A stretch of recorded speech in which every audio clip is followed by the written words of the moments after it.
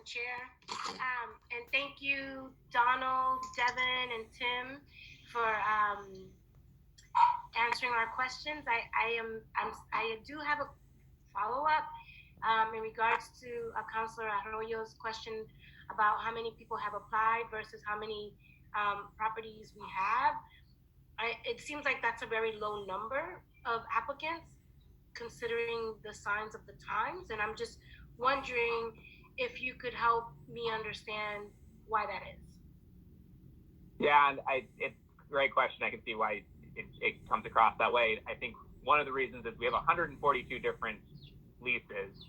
Some of those are with the same entities, right? So that, Verizon has, I want to say, 8 different lease agreements for different property infrastructure.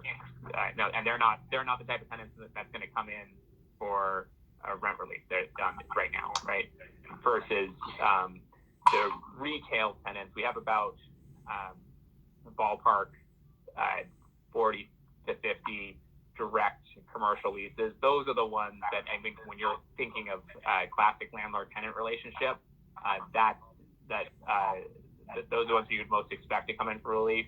And most of the 24 are of them, of that type, although we do have a couple of ground lease tenants that are sort of sole use ground lease tenants. They're like an industrial business that only manufactures one thing, and that's what the ground lease is for. A couple of those come in as well. So there's when I say the number 142, it's the fact that only 24 of them are now filling out this application. Seems like a small number, but it's really conveying all the different types of uses of BPDA property and the number of ground leases. It was something would generally need to be fairly extraordinary for a ground lease tenant to come in for a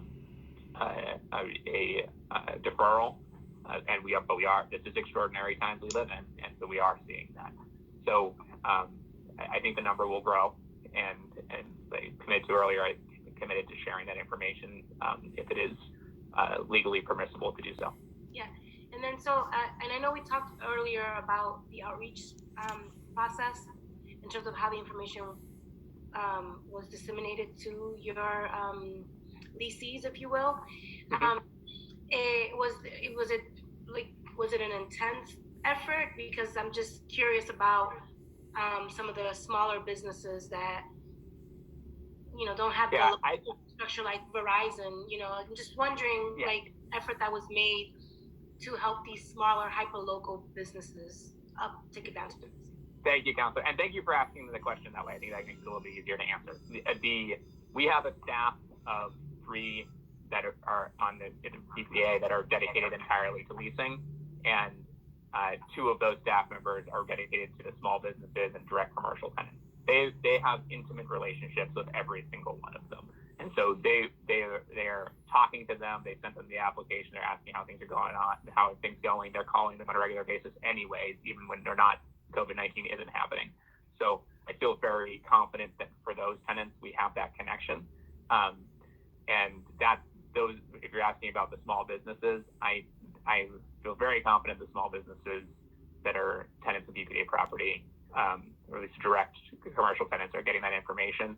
And then the ground lease tenants, it's been a little bit less proactive and more of them coming to us because that's how the nature of our relationship.